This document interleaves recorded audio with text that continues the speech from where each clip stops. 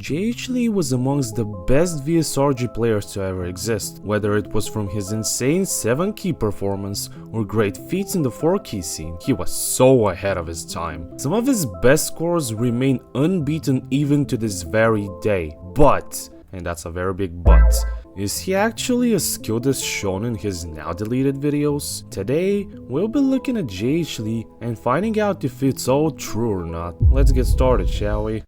To start off the video, let's go over some backstory, and if you want to skip over this part, here's the timestamp for it. For the rest who want to listen, here we go. jhlee0133 is a Korean player who mainly played 7-key, and according to some players, he has started doing so around the early 2000s, with his first game likely being either Beatmania or Easy2DJ. Beatmania and its servers would be his main game of choice for a while, and currently he also has a clear on the hardest dank course in that game. That aside, his OST account would be created in July of 2009, but it would not see much activity until 4 years later, around the time when Tsurumi was created. He did everything possible at the time to become number 1, but this milestone wouldn't come without its difficulty, as another player we've covered before, First Love, kept him off the position for a bit. And if you don't know who First Love is, I have a 3-parter explaining what happened to him. After a year of grinding the spot, jhlee finally overtook First Love to become number 1 around July of 2015, when First Love ultimately decided to restrict his account. He went full throttle with producing some amazing 4-key and 7-key plays, which many people still appreciate to this day. Then jhlee goes inactive for no reason at all, and out of nowhere returns in 2017 while also setting one of the best plays at the time, some of which being the legendary first Ascension to Heaven DTS rank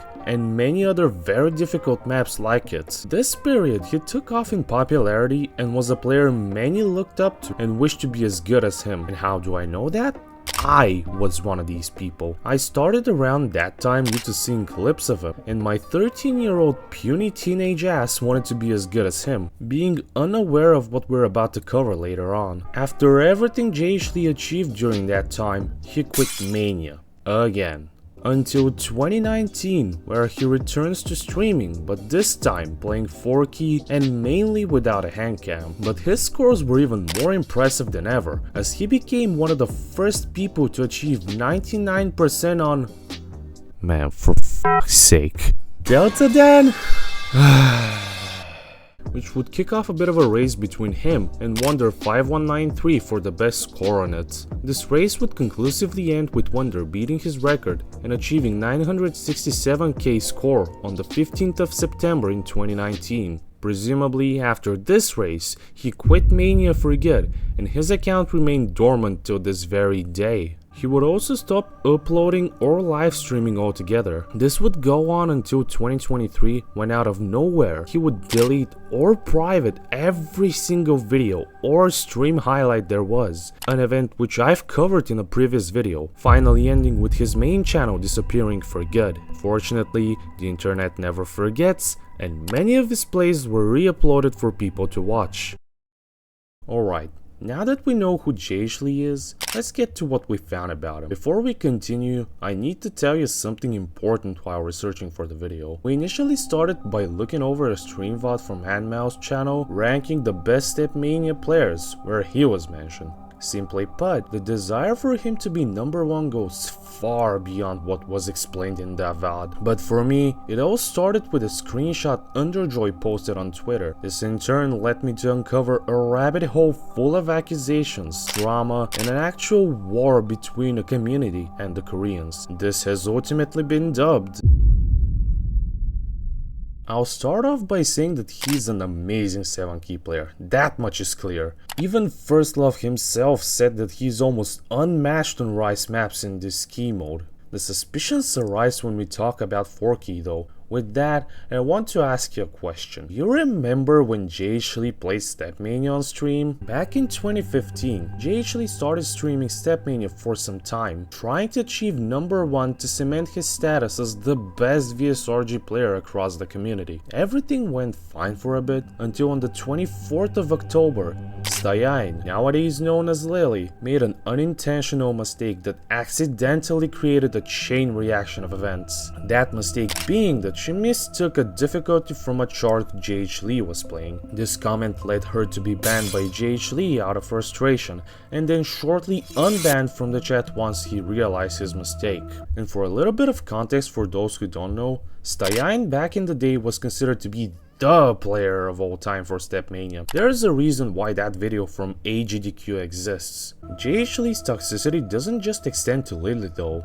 Even before and also during this drama, it has been rumored that he cheated multiple scores on Stepmania, after which he proceeded to message a handful of top players via OS, with some of the players he messaged being amongst the best 4 key players for their time on Stepmania. Apparently, that toxicity extended to Tsurumi as well. Remember when I mentioned that screenshot from Underjoy? From there, I learned that jhlee was also very toxic towards the beatmap nominators for what is currently Underjoy's The Empress chart, where at the time, the issue was that the metadata of the map wasn't corrected. He expressed concern towards Underjoy that his score will be lost if the beatmap gets disqualified. And mind you, likely requalified after the fix was done, so bro wasn't losing too much here. I also decided to ask Underjoy himself for that, and he pretty much confirmed everything I mentioned above. On that stream from Anmail, all of it is explained in very good detail. It is also mentioned that the Nurgle burning play jhlee did back then might be allegedly cheated, but I can neither confirm nor deny its authenticity yet. It was also mentioned that Minacious Grace, alongside the other Stepmania players, figured that jhlee could be cheating and found out how he did it. See,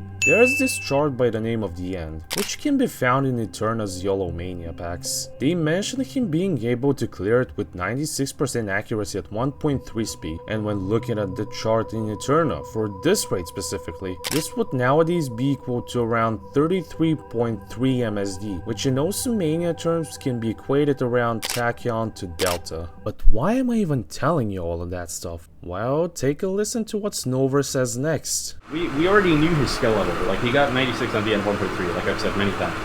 We already knew his skill level. So in like 1 week, he suddenly magically got like 3 years ahead of everyone else. You heard the guy. Apparently, jhlee might have had some type of improvement spurt, and swiftly overtook everyone in Stepmania in the span of around a week, which back in the day was unheard of. Most of these players are still amongst the top 50 even to this very day, so how the hell does he just improve out of nowhere and snipe absolutely all of them across each and every skill set?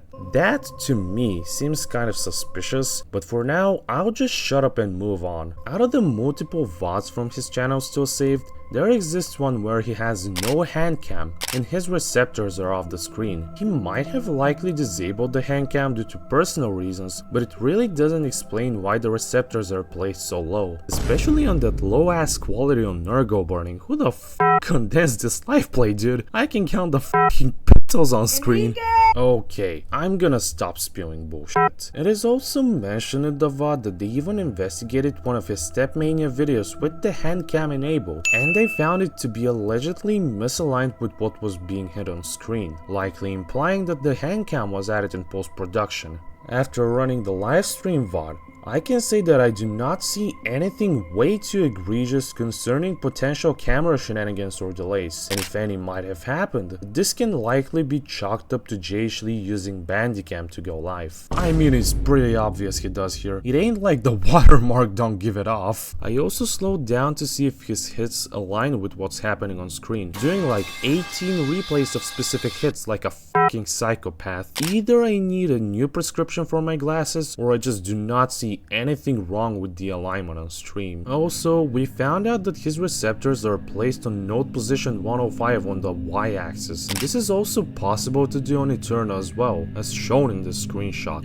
anyone plays like this is honestly beyond me. To each their own, but it does really beg the question, does he have something to hide by doing that? For the Nurgle burning play, I am not too sure on its legitimacy. The lack of a camera makes it a little bit suspicious for me, on top of the fact that the audio and video quality of this live play are not the best. And for the camera missing, I was told and also found out that he removed it for quote screen clarity. And I don't see how in the Kentucky Fried it makes any goddamn sense, but it, we bowl. This play was also made on the 12th of November 2015, a month before the mass sniping spree occurred. What was also very apparent is that for both the live stream and the live play, he primarily played offline. My fellas and I found a screenshot where a chatter mentions jhlee playing offline to, quote, avoid drama, very fittingly aligning with the specific situation happening. For this specific thing, I had contact with one of the admins of the Eternal Online Discord, and I was told that at the time this was a normal practice. While the drama between Stepmania and the Koreans ran, the Ask.fm pages of jhlee,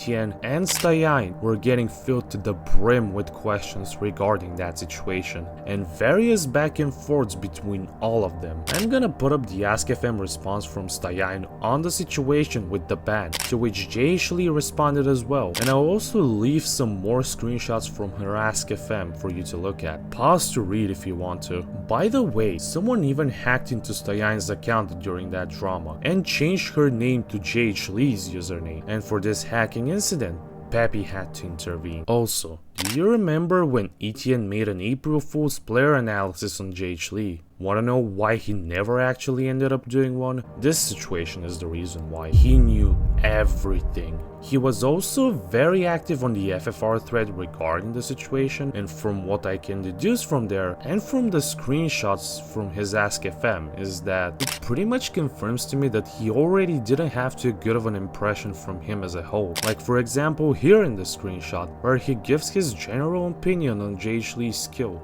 or this one about the accident from Styain. This particular drama was also posted to r/osugame, and looking over the comment history of Styain during that time, she went into a lot of detail regarding the drama. And the opinion of the top players at the time was that even if he tried to be #1 in Stepmania, he would not be able to get this position. I was suggested to check the leaderboards for Stepmania around this time, and judging by how far ahead many of these players are skill-wise, I kind of agree with their sentiments. I also saw Silly here, by the way. Let's take for example the player Mina. Amongst the people I've talked to, they all regard him as the best Stepmania player, period, and many of his scores remain unsniped long after his retirement. This entire drama would go on for 2 months until jhlee's final stream on the 12th of December, where he went on a massive sniping spree to take down many of the scores from the Stepmania players, in which more suspicions about his skill arose, followed by an apology from Styain on the Osu forums 10 days later. It was generally accepted by the people who followed the situation, with some even saying that it wasn't needed and that they believed her regardless. The Koreans moved on from the situation, taking jhlee's skill as it was and not questioning further until he went on hiatus for 2 years. And don't worry man, the info is more than sufficient. Thank you for the small but significant information contributed. As a side note, getting screenshots from most of the players has been harder than just the statements, as Styain pretty much wiped all of hers after the situation for a very understandable reason, and I will not ask further for any out of respect. And given that this situation had happened literally a decade ago doesn't help me too much either, because at this point, most archives would have expired or just been deleted anyway.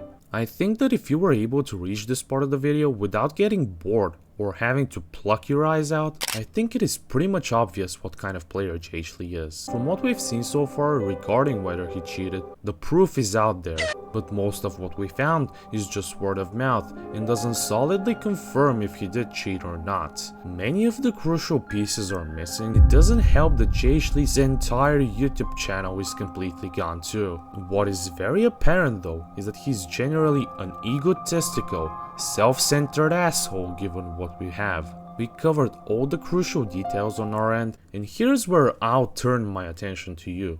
the people watching this video. If you happen to find something, anything that can help piece this mangled ass puzzle we have on our hands, my Discord handle is the same as YouTube. Once we get enough proof, I'll make a second part to this video covering all of them in due detail. But as it currently stands, he's innocent until proven guilty due to the severe lack of evidence. But I urge each and every one of you, please do not idolize this man or his achievements. He does not deserve the praise he has and currently still receives.